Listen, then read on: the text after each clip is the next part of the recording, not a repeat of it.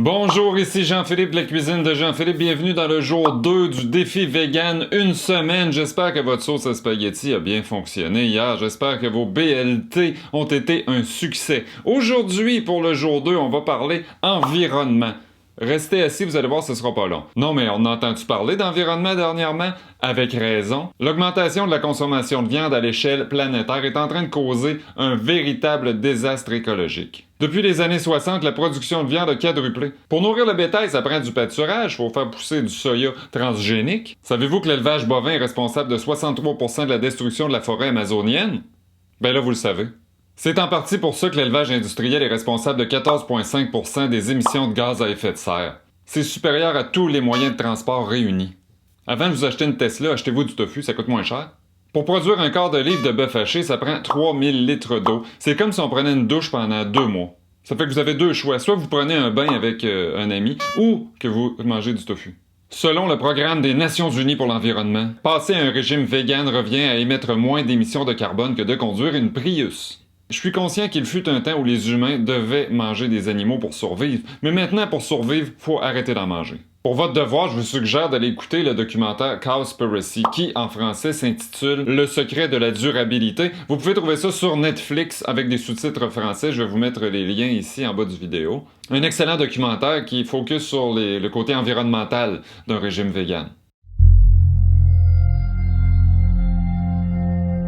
Do you think there should be any concern of us making this documentary? Of course. If you don't realize right now that you're putting your neck on the chopping block, you better take that camera and throw it away.